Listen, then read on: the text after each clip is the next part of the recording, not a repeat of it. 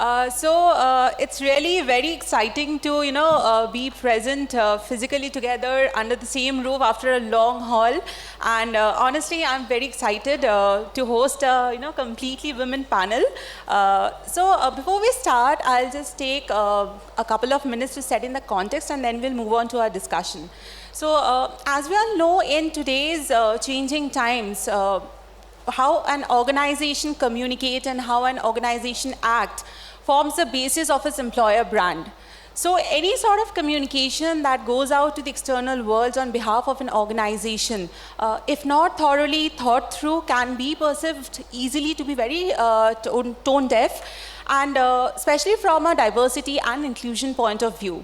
Also at the same time, if an organization is not making too much effort to bring in a D&I workforce, that organization may not be easily tagged to be a very positive workplace.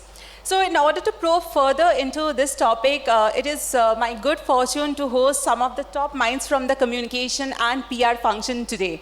And let's just have a deep dive into what these top minds have to share with us today. So to start off with, my first question will be for Dr. Shraddha. If you could help us understand that how are Indian organizations and brands focusing on D&I in their communication nowadays? Thank you, Baisakhi. Thanks everybody for giving me this opportunity to be part of this discussion. Communication always reflects the reality, and particularly business communication. Corporates are always very sensitive to what is happening around them. And I would like to say a lot of change has come because of some things that have happened in the last 10 years. For instance, the Nirbhaya gang rape has totally, shaken the conscience of the country. There was so much of discussion about gender, about violence. Then we had the Me Too movement, which has really highlighted or laid bare the internalized biases and sexism in various industries. Then we also have, the data which came on sex ratios plummeting, and there are only, 909 girls per 1,000 boys, which is a great disparity. And we also have data which shows that women are getting out of jobs. They are not working. The work participation rate has come down drastically. So there are so many of these developments, research, data has really brought gender conversations into our drawing rooms and into boardrooms, because somewhere you have to respond to this, and that is one reason there has been more. And I would also say, for instance, the visibility of trans people, the visibility of LGBTQI community, and the visibility of disability rights activists. So there's so much happening all around, and an organization which is trying to enlarge the market or reach out to a large number of people, they cannot really ignore all these trends or all these people while communicating. So this, apart from the fact that our middle class has increased tremendously in the last couple of decades. That means that more and more people are able to afford services, and women are also playing a big role as consumers, as well as influencers of decisions regarding consumption. So, if you want to survive, if you want to be successful, you have no option but to give the credit to the people, a wide range of people. So that is the reason why we have so much of change in the way we are looking at diversity and inclusion, why we are having a session here, why we are fighting battles at various levels to make our organizations, our world more inclusive.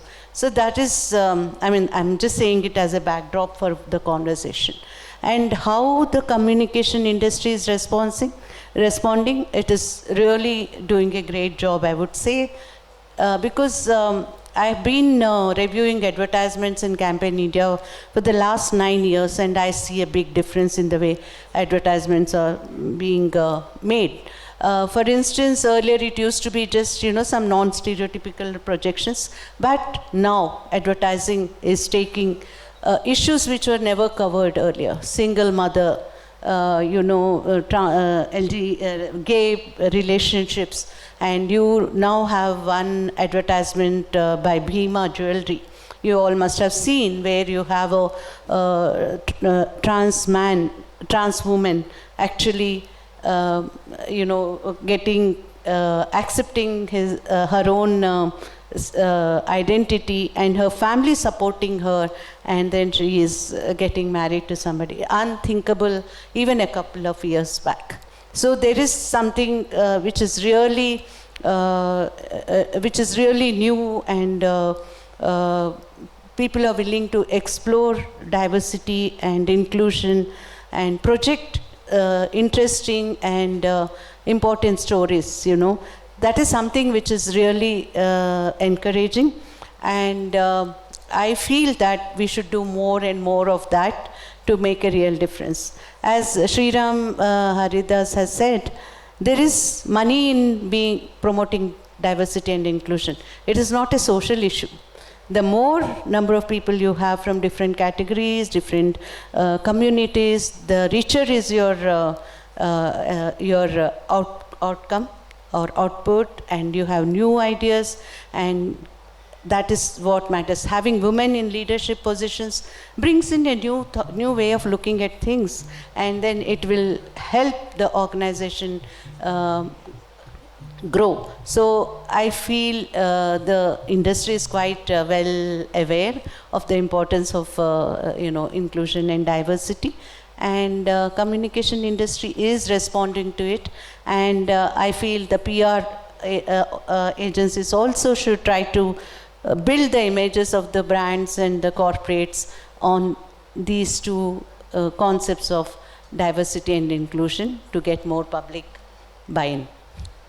That's quite some interesting data points to start off our discussion today. So I would like to ask all our other panel members, talking about D&I. So how are, what are the efforts that are being put to, highlight the D&I at your respective organizations? If I may start off with Apeksha.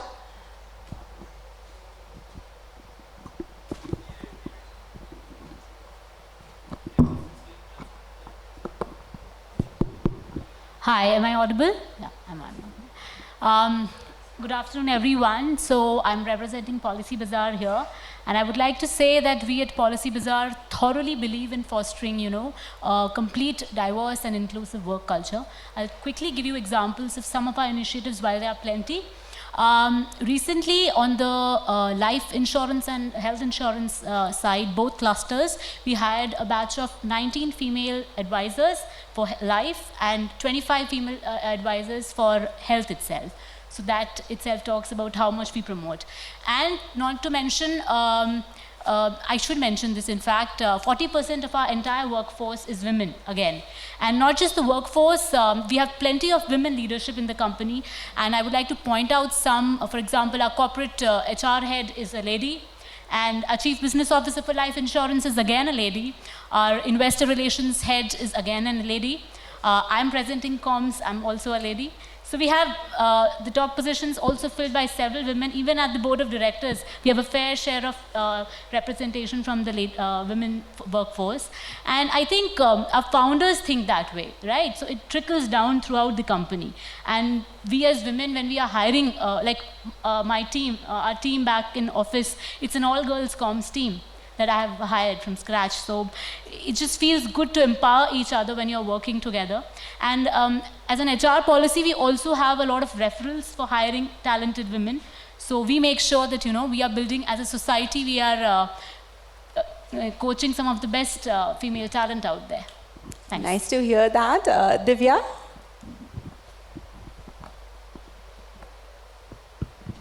Hi, I'm Divya. I represent ClearTrip, which is part of the Flipkart group, which also has Myntra and some other companies. So, being inclusive in our communication is a big part of our D&I strategy, just like many other companies are looking at it from a corporate strategy perspective. So, I'd like to start off with an example by mentioning here that we use a lot of visual communication. So, in terms of representation, right, we ensure that it's not just men, so it's a mixture of all genders, different orientations, people from PWD category. So that way the message goes across very well to the audience. And I would also like to mention that the communications team works very closely with the HR department. So any communication, be it external or internal, it's very carefully crafted, keeping in mind the different sets of external audiences as well as internal. So what we say is read and reread several times before it goes out to the employees. So this gap between HR, internal communications and public relations is all coming very close, mostly because D&I is becoming a very large focus area for many brands. And of course, like Apeksha just pointed out, we also focus a lot on friendly policies. That's something I think we'll cover at a later stage as well. Sure. Nivedita, if I may have your thoughts.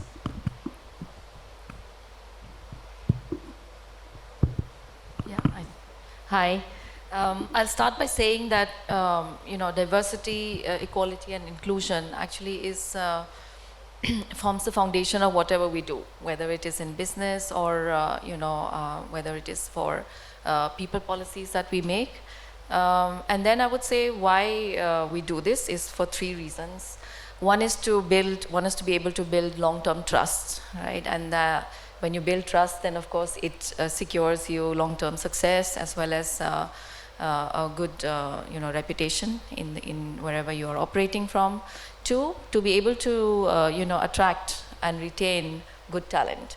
And we don't just say it, but and it's not easy. When we say diversity, equality, and inclusion, we have some foundations. Like, for example, IKEA believes in having 50% women workforce across all levels. Right? It's not easy because we all know that the participation of women workforce in India has reduced, and it's around 20%, I think, now.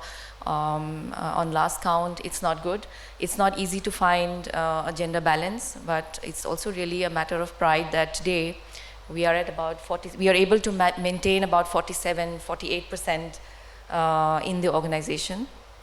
And why do we focus on gender equality?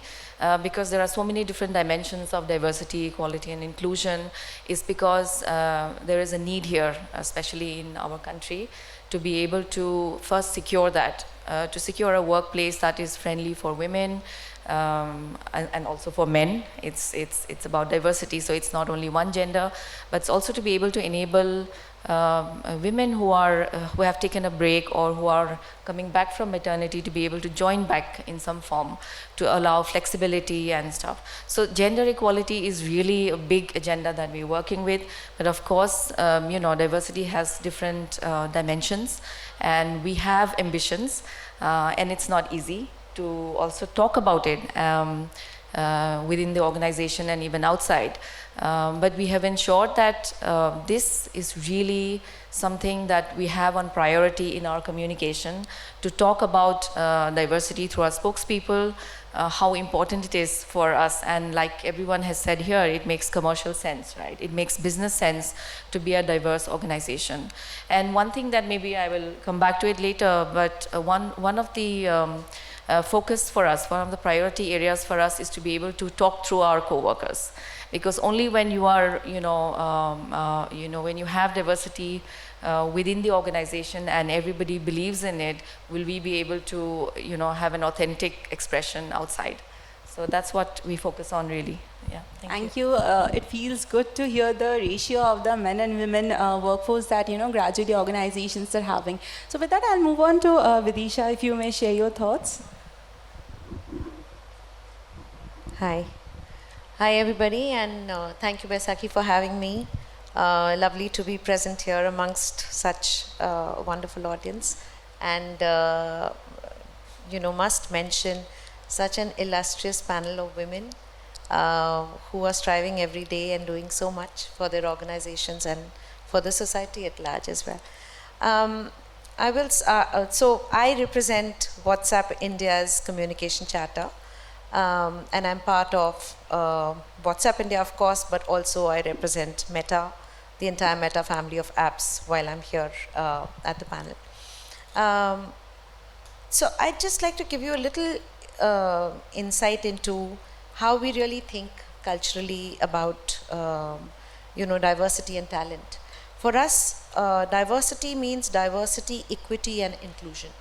And it's not just restricted to once in a while ad hoc kind of a mention or a tick that has to be done. It is actually a part of our trainings, it's part of our recruitment charter, it's part of the coaching and mentoring which the women, particularly within the organization, and also other diverse groups, other talent groups, get. We are constantly reminded to be aware of our biases and to fight them. We are constantly, basically taken through several trainings around inclusivity as well as around allyship.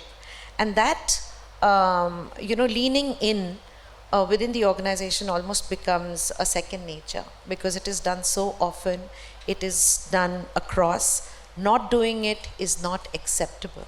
So it is ingrained to that large an extent within whatever actions or whatever we do, whether it's internal or whether it's external. So I think for now, I think I'll say this much to build the context. Thank you, Soumya. So at our end, I think, representing Reckitt India, one of the things that I've found is that it starts right at the top. So it's our global CEO, and we started this series called Stronger Together. And it is one not just talking about diversity, but to a different level. So when you're having global conversations, you bring in Black Lives Matter, and they are heart-wrenching conversations, right? So women, the adversities that they face. So these things are being driven from the top, and that's what makes it strong, where we try and pull each other out. So it goes beyond just the policy or what we are trying to do, which is great, but it is, like Vidisha mentioned, it is something that is now getting ingrained in the DNA, and I think organizations are increasingly doing that. So having forums like Women at Reckitt, having ERGs which are focused on LGBTQ+, and so on. These have become more mandatory in terms of how we are functioning. And I think as communication professionals, it lies with us to take that ahead and to make people more sensitive to one another, because I think, Deepa mentioned when she spoke that it's the caring is what will take us forward, and I think that's what we need to do. So yeah. Makes sense. So this leads to my next question. I'll come back to you, Dr. Sharda. So what, according to you, how do you think the topic of D&I has picked up pace at the global level? And if I may ask, how do you see India standing there? There is, in terms of communication on diversity and inclusion, I feel there have been a few things which have really helped in making inclusive communication an aspirational value. One of those is the institution of the glass lion at Cannes for gender sensitivity. So it made it, something that the communication industry should strive for when they are creating any kind of communication material. Second is ABBY in India. There is a gender sensitivity for ABBY. Scriptwriters Association has also introduced one award for gender sensitivity. So when we have the industry as such owning up, the need for having gender sensitive communication, it becomes an aspirational value for everybody. It's important to be gender sensitive. It has its rewards. I can get an award, or I'm doing something, good for the society. So that is something which is very, very important.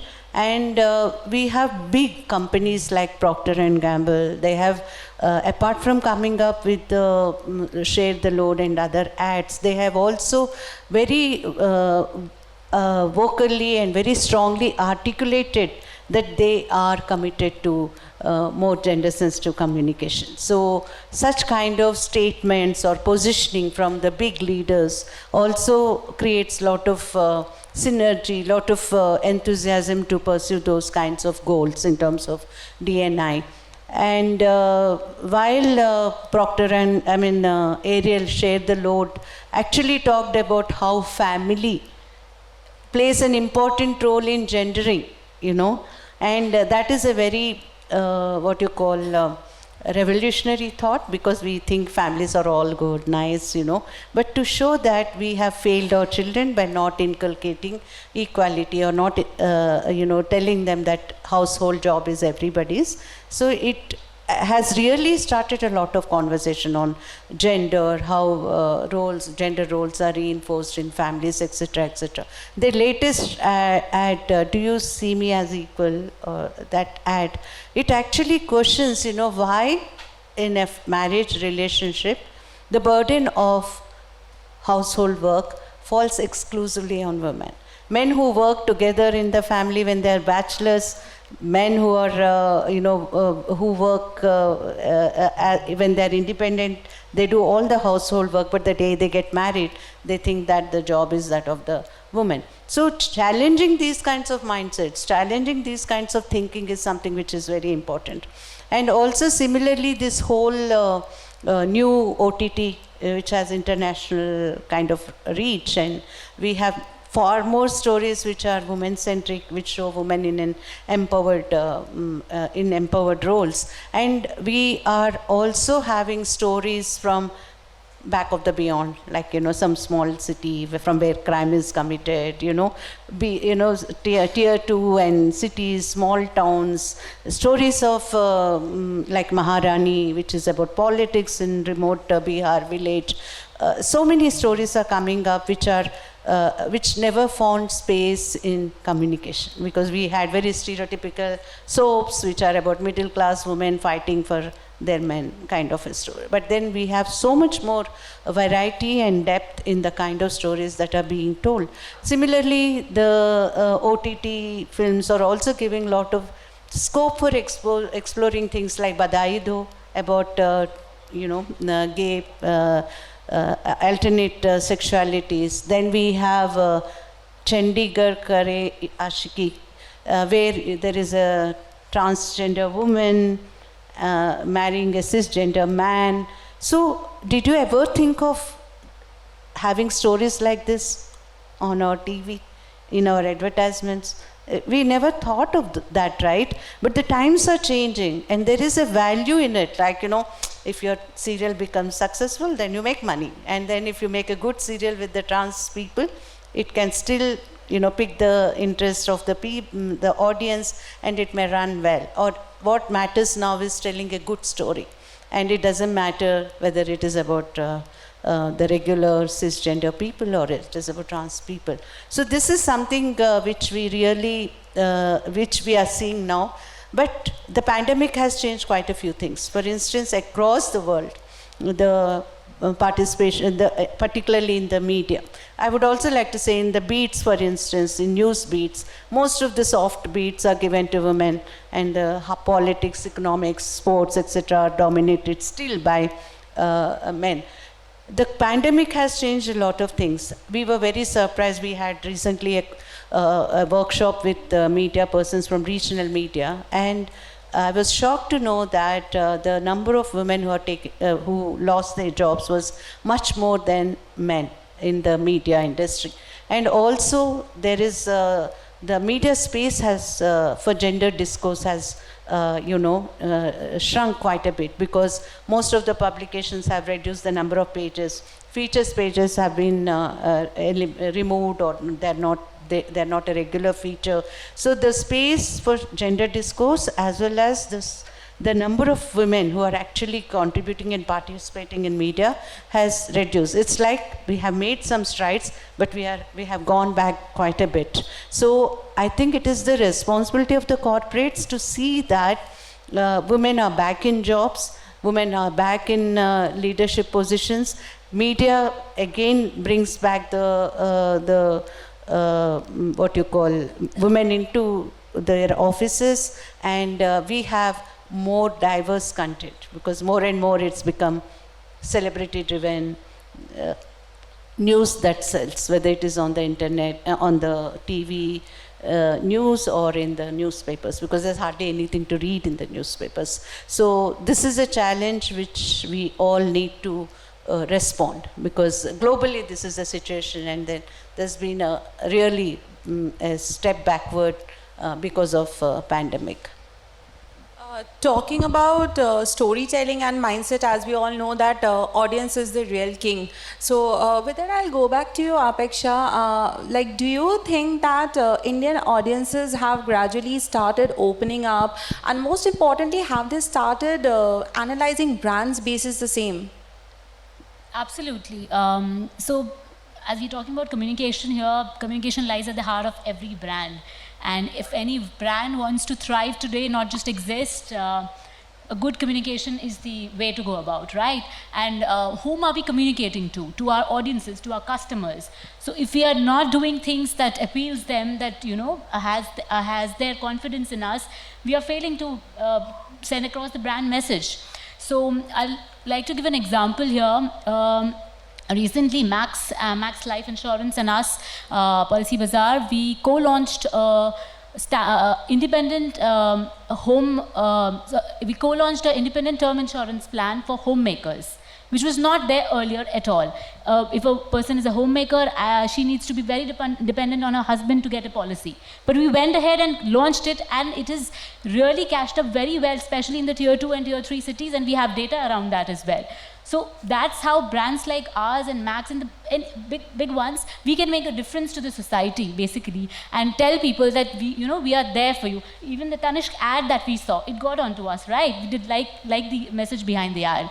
So definitely, and if you would allow me to take some big names like BCG, Nike, Google, they are all globally acclaimed brands and doing a lot, to have diversity in their campaigns, in whatever brand voices or messages they are sending out across. So I'm sure if we don't do that, people, our audience are not going to accept us. So we should have that in place properly. Sure. So Apeksha, you already mentioned about tier 2 and tier 3 cities. Yes. So with that, my next question I'll put forward to Divya. So do you think this topic of D&I, is it merely concentrated in metro right now, or has it transcended the boundaries and it has reached the last mile? And also, a top of question I would put forward with that, in case if you think that we are yet to reach there, the last mile. So what, according to you, are the to-dos so that we can achieve the last mile? Sure, yeah. So while it may seem like a metro-centric discussion right now, because those are the kind of audiences that are actually opening up to such discussions, there is an immense opportunity to tap on to the other segment as well, because both in terms of talent and market, there is so much more opportunity in these segments, be it for bigger brands or for even companies like IKEA that's looking at local talent, and even for ClearTrip, if I should give an example. For a Women's Day campaign, we were looking for small women-run businesses in these really small towns. So that's when you actually realize the kind of untapped market and potential that there is. So certainly this discussion has to be extended to these markets, while it is certainly less now. So there needs to be a lot more talking. So with COVID and everything being virtual, things have come together. People have come together. Brands have been able to build a community of sorts and engage with their people, bring them all together, convey their key messages and stuff. But there's so much more that can be done in these tier 2, tier 3 segments, in terms of a lot more road shows, the leadership coming down and talking about it, more women representation. diverse representation as well. So yeah, in terms of reaching the last mile, a lot more talking needs to happen by brands and by people within their own communities, that a lot of people don't know their rights.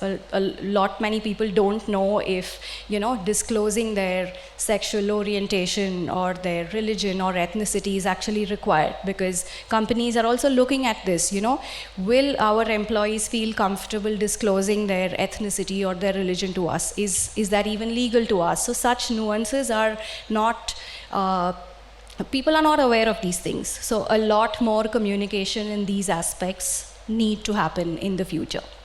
I'll come back to this topic towards the end of the session once again. For now, I'll move on to Soumya. Soumya, if you could help us explain that being socially responsible and focusing on D&I, how that overall in a holistic approach helps brands at the end of the day? I think brands have to be responsible. That's it. There is just no other way that if there is a consumer who is consuming our brand, we cannot just shy away from the fact that there is more that we have to do. There's a trust factor that is there, and socially we have to live up to it. So if that means following, various SDGs, and we spoke about it in one of the previous sessions, right? So brands have to live up to that. So they can select which one. For example, if we've taken on SDG 6, which goes with Harpic, and we've got this entire campaign, which is Mission Pani, where we are talking about water and sanitation, those are responsibilities that we must do. It's not a choice that brands have anymore in terms of being socially responsible. And that, I think, is important in terms of leaving no one behind, which is again a vision that the UN has. So these are things that we all need to, keep being focused on as a brand and as an individual. Thanks. Nivedita, if I may have your thoughts on the same line. Yeah, and I think I really echo what Soumya has just said, that there is no other way than to be a responsible brand, and especially when it comes to diversity and inclusion and equality, because that will then, of course, define how successful and relevant we are in the future. And of course, it's important to also identify what you stand for, right? We cannot do everything. You cannot focus on many different priorities. So it's for us as brands to understand where we can make the maximum impact, what do we want to achieve, and how do we do it, in a good way, involving stakeholders, because we cannot often do it alone.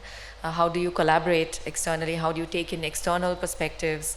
And also look at where, for example, where you should take some, although it doesn't, exist today, or there is no, proof of evidence that things may work, brands sometimes need to take an activist stand to be able to move some of these things forward. And like I said before, it's important to be authentic. It's not about overcommitting or creating a perception that is not real. We should really actually walk the talk and agree on and decide on what we can deliver and do that, because that will then, of course, make you long-term successful. Thank you. So as we know, Vidisha, I'll come to you. So as we know, talking about communication, social media has a huge role to play in bridging that gap. And how would you say that, and especially if talking about the narratives, to set the narrative in the right direction, what would be your take on that? Also, if you could, if you would like to mention some instances related to this. A narrative, how do you mean? Like the diversity narrative? Yeah, talking about social media and the diversity. Yeah. I think I'll, completely respectful of what each and every panelist has said today, and I think they made some very valuable points. Like Nivedita just now spoke about, really being authentic and walking the talk. At Meta, which is a family of apps with Facebook, with Instagram, and of course WhatsApp is not social media. WhatsApp is a private end-to-end messaging platform, messaging service. Even before I proceed with what I have to say, I will complete that thought. But allow me to just point out two very interesting statistics. One is that the National Health and Family Survey, the recent National Health and Family Survey, has said that for every 1,000 men in the country, there are 1,020 women, which means that carrying women along in your narrative, in what you do, in how you do business, in how you empower them, it's not really a choice anymore, right? It's a bare necessity. And like I said before, our philosophy is on diversity, equity, and inclusion. And equity means that we are completely invested in carrying everybody along. The beauty of our platforms, the beauty of social media as well as private messaging channels is that it democratizes access to everybody, right? So for us, the access that we provide to the LGBTQIA plus community, or to women or to men, it's equitable. It's, there is no discrimination, or there is no distinction that can be made. It is as easy and simple to operate on WhatsApp for anybody across literacy levels, across generations, across, a senior citizen can operate on it as simply as a child, as a school student can. And also across any of the socioeconomic markers. It doesn't require any huge bandwidth or tech savvy for you to understand. So that's the part. Now, as I was saying, equitable access, democratizing access to just about anybody and everybody. And therefore, it is very important for us, and we have been doing that, to recognize the responsibility and the potential of building an equitable digital landscape in the country. And the second statistic that I was going to mention is that a recent trend study by Nielsen, I think, states that the rural internet user is, the number of rural internet users is far higher than the urban internet users. Rural internet users in the last 2 years of the pandemic itself, they have grown by about 45%, whereas urban it's only grown by about 28%. That squarely puts the responsibility on us to actually include them, to include all constituents of the society really, in helping them get digitally as well as financially empowered. If you will indulge me a little bit, there are many programs and there are many ways in which we do it. We recognize that it is very essential for us to further the agenda of digital literacy, and we continue to do that, whether it is with the National Commission for Women, whether it is with CBSE, wherein we formulate curriculum to actually have students understand how they should be operating on digital platforms, how they can stay safe, secure, and how also to operate on those platforms. Our tie-ups with various other civic bodies, government agencies like NSDC, wherein we partner with them in skilling, in digital skilling. A continuous awareness program in terms of keeping women cohorts, keeping larger cohorts, not just women, but other diverse cohorts, informed and educated about how they can keep themselves secure. And the third part is, like I mentioned, financial empowerment. Various measures. So I'll just, in the interest of time, just cite a few, top examples that come to my mind right now. One is, I don't know how many people are aware, but besides being a messaging service, WhatsApp is also enabling a lot of businesses. Small businesses with the small business app, WhatsApp business app that we call, and large enterprises with the WhatsApp business API platform. Now, HDFC Pensions adopted the WhatsApp business platform, and with the partnership of HDFC Pensions, we are able to actually devise a micro pension program which you and I can also contribute to, wherein we can help the drivers who help us, domestic help who helps us in the family, actually save 20 rupees to 200 rupees as micro pension every month, so that when they are not in a position to work, they have that security built for them. Likewise, there is microcredit, which has been extended to those people at the grassroots. So for everybody, it's simple to operate WhatsApp. So any service which is disseminated through WhatsApp, that's very simple and easy. So like I was saying, equitable access. So it's giving them access to those who need it the most, maybe at the bottom of the pyramid. Likewise, microcredit, several banks that we are working with. And just a couple of other things that I want to mention. We work very closely with NGOs like Mandeshi Foundation, which is a women empowerment NGO.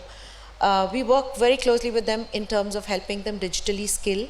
And we've had, women from Mandeshi Foundation actually become fashion designers during the pandemic, designing designer bags, designer clothing, XYZ. So that's the kind of financial skilling.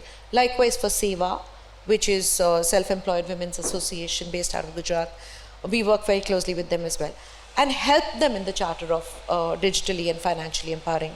I can see that we don't have all the time in the world. I'll stop there for now. Thank you. So talking about awareness program, I'll go back to you, Dr. Shada, once again. How do you think that the awareness can be increased further on this topic amongst a larger audience? See, the advertising is the most powerful tool, according to me, because whether I want to watch it or not, I'm faced with advertising everywhere. Whichever channel I watch, wherever I go, whatever I do, I'm bombarded with advertising messages. So I feel advertising, by incorporating these kinds of images, messages, can make a big difference. Does it mean that you want to have such boring, uninteresting, socially responsible ads? No, that will kill their profession and that will kill the industry. So we have to make something which is creative, innovative, interesting, yet socially relevant. So that is the challenge before the communication industry. And we see many good ads which are adding to the value of the brand and creating a certain brand image. What is important, I feel, is whether it is films, whether it is advertising, newspapers, one is visibility. Because even I was reviewing some textbooks for gender sensitivity only 2 days back in Andhra Pradesh, and I found that this women are totally invisibilized. In the editorial board, there were hardly any women. Among the authors, there's hardly anyone.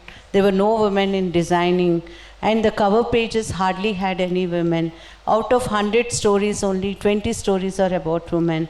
And only 20 stories, like there was a story written by, there was a story on Sudha Murthy, but as a contributor, but Sudha Murthy talks about Narayan Murthy. But Sudha Murthy herself is an achiever. She has so much to her credit. They could have had a story on Sudha Murthy instead of making Sudha Murthy write about Narayan. So it is creating more visibility of people with disabilities, trans people, LGBTQI community, different, like if you show a public space or workspace, how is it that we don't have different communities shown? It's always Hindu, upper caste, class. As Sriram has mentioned, even in big organization, maybe because of the entitled nature of these groups, or because of the better, access to education, etc. Most of the time we end up having people from these backgrounds in the organizations. It's very difficult to pick up somebody from the tribal or backward or, SC, ST communities joining the organization. We have to make special efforts to it. So we really need to increase visibility of the diversity in our communication. So I always give this example. Like I was thrilled one day when I saw an ad where in an office party, they showed a pregnant woman. It's so common, right, to have pregnant women in offices. But how many office projections show a pregnant woman or an elderly woman or women with disability, why we are totally invisibilizing them?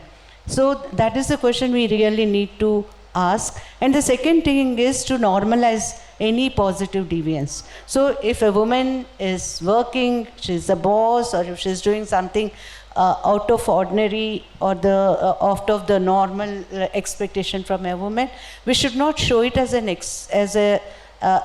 exception, but we should show it as something which happens, normalizing such behavior.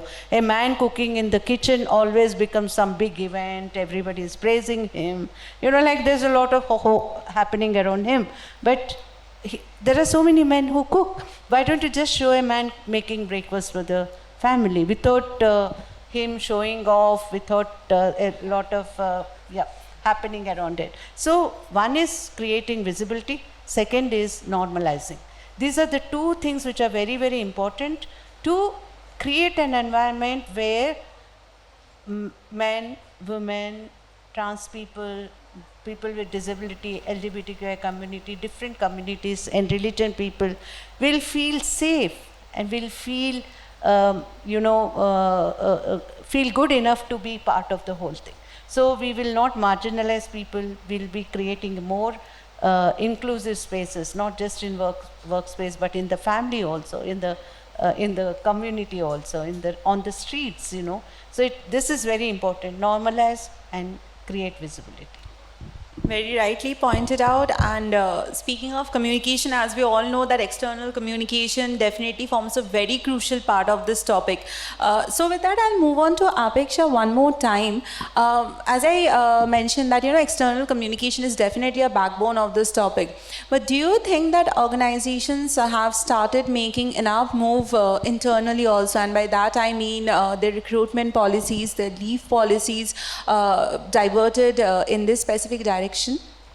Absolutely. I think diverse and inclusivity is part of every boardroom discussion these days. You may find a lady standing and presenting and her baby, in the next room with a nanny, as a creche, in a creche facility. That is quite possible.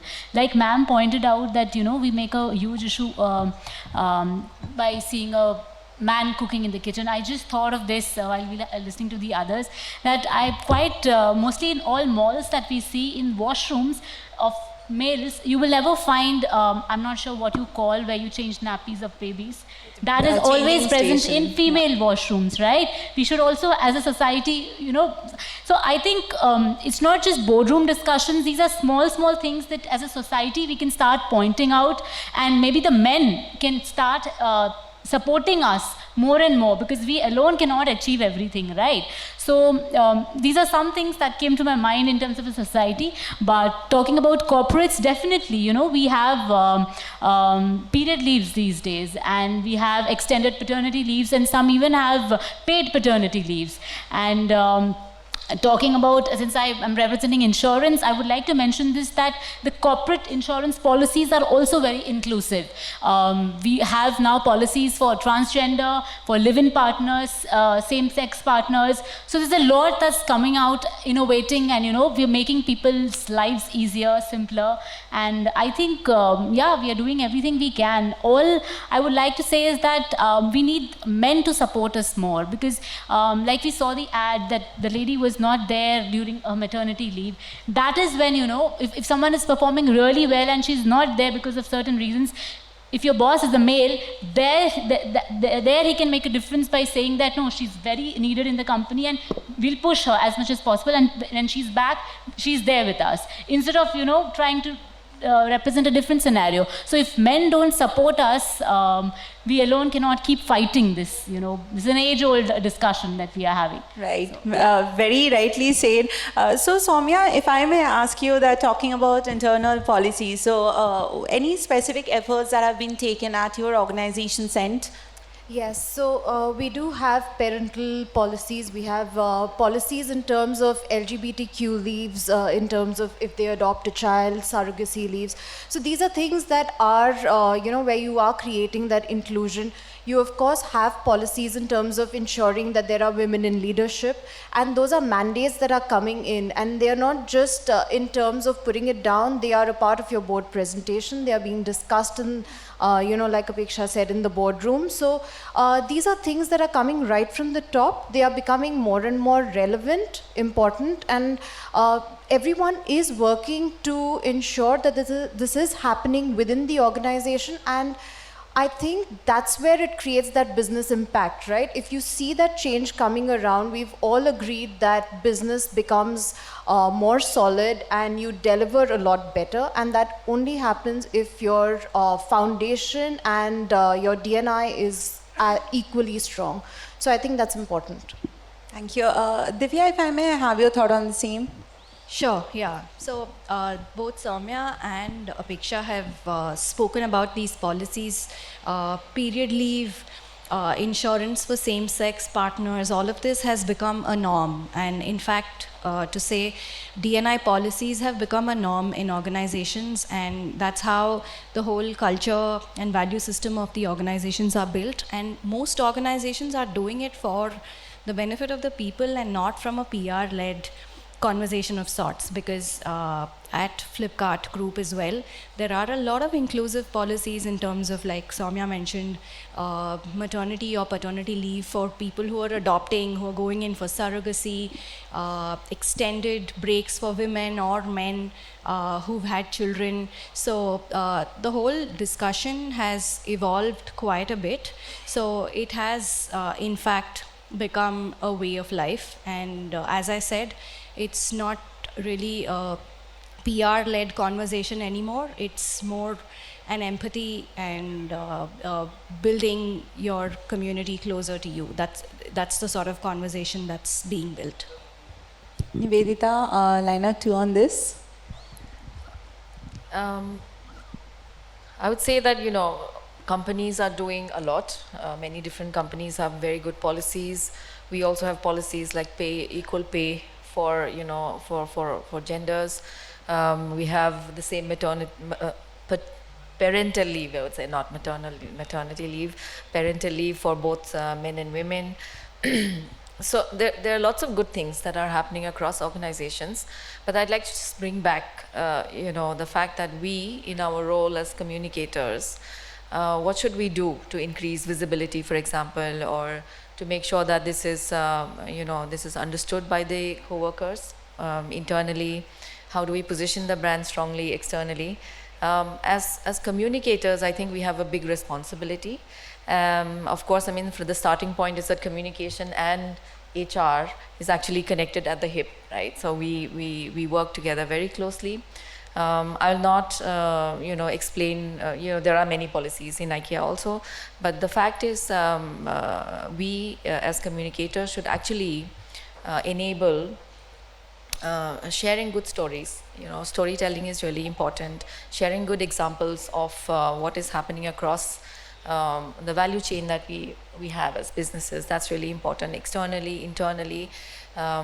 I'd also like to mention that, everybody is a media channel these days. You have co-workers, you have your stakeholders, your suppliers, their partners, we as leaders. How do we express and how do we share these stories is really important. Everybody has social handles. You have friends, community, your own spaces where you are able to, spread the good word, spread good examples and learn from each other. That's really important, I think. And also as internally, as leaders, how do we, how do we lead by example? How do we actually show that diversity, inclusion, and equality is not just about what we see, but also what is not said, right? After 2 years of the pandemic, we know that mental health, well-being, how people feel, how people are, leading their lives now, adjusting to the new reality is also very important. It's also part of diversity that we in IKEA often speak about, and to actually take this message across to our co-workers that it really doesn't matter where you are in your life. We take care of you, we feel for you, and we will do everything we can together to make it. So that's, I think, an important aspect from a communication point of view. I'd just like to quickly add on, because women returning from maternity leave, that's a really large segment of audience that still needs to be spoken about quite a bit. So I'd like to share an example. At the Flipkart group, we've just recently been seeing some sessions being organized, called the Ally Circle, wherein when people who are preparing to go on their maternity leave or people who are coming back from their leave, right? A lot of managers can perceive the news of a pregnancy very differently. So not everybody is sensitive towards the news. So a person can have a male manager or even a woman manager might not react the very same way that the employee wants the person to react to. So it's always nice to have a circle of people who've been there, done that, gone through what you will be going through, and empathize with you and kind of lay out the policy to match with your expectations and not with what's expected to be the norm. So that's another conversation that needs to be spoken a lot about. Very rightly mentioned. I'll go back to Vidisha once more, as Nivedita has already pointed out, talking about social media once again. So how do you think that, social media can be leveraged to a greater height in order to broaden the diversity empowerment message? So I think everything boils down to intent, and again, I'll give you another statistic. India is the second largest, has the second largest internet user base in the world. Okay, with whatever are the numbers, 640 million internet users or 700 million internet users in the country. And they are operating through our channels, through our platforms. And if we do not further those narratives, if we do not channelize, if we do not recognize the requirement that India has, that the country has, and how best we can support them, then obviously, like how you said, or I think someone mentioned the term tone deaf, I think then it will just clearly amount to that. So in the last 4 years, I think I mentioned, majority of people have come on to the internet in the last 4 years. For a lot of people who are at the grassroots, who are at the bottom of the pyramid, WhatsApp is the single most and the first mile as far as your digital gateway is concerned. So it's up to us to innovate, to create those opportunities wherein they can operate, for their businesses. They can operate, of course, besides messaging that they do. On Facebook, there is, there are several initiatives. I think calling it initiatives is really making it small, because they are sustained part of our strategy program in terms of how we bring up SMB, both for WhatsApp as well as for across Facebook, across Meta channels, Facebook or Instagram. There is an entirely new creator economy which has been created on Instagram, and all of this has happened, a lot has happened as a byproduct of the pandemic times, right? When people had time on their hands, this was a new thing that people could kind of experiment. And, there are various ways in which we are supporting these creators on Instagram. We are incentivizing them, we are skilling them in terms of how to make those reels, those videos in such a way that it nets them more audience, that it gets them more eyeballs, that it gets them more interest, that kind of an investment that we are making. And I think the SMB conversation is a constant one amongst us. I had named a few examples earlier, Mandeshi and Seva. But even other than that, there is a very robust program that continues to happen across all platforms that we have. And so, like I said, going back to, it is the intent. We are fully invested in being the digital ally to the country. And within that, we recognize what it requires. It requires, tools for skilling. We are here to help provide those opportunities, and we mind them. I will not get into the details of, devising things like loans program to help SMBs, bringing them onto various platforms wherein we do the skilling, whether it's NSDC, whether it's whatever else. The list is very, very long. But I think suffice to say that it's a continuous process and it's a continuous part of our planning, and we understand that the impact can only happen on a long-term basis if we continue to do this, if we continue to make that meaningful difference with whatever that we can contribute. And I think our teams are invested in doing this. I think 24/7 will not be a wrong nomenclature, given that pandemic taught us to work almost round the clock from home as well. So yeah, that's where we are. With this, I'll pick up where Divya left at the beginning of this conversation, and I'll ask Dr. Shraddha on this. As Divya mentioned that the last mile we have already reached there, but a lot needs to be done yet. So do you think that brands are doing enough to reach that last mile, and is it specifically the big brands with large compliances that are mainly making the effort in this direction? What's your take on that? We'll just have one last question after this. Okay. So,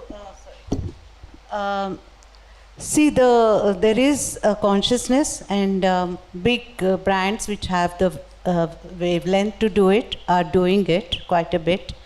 But it's not enough. Because we have done a study on the same topic, diversity and inclusion, in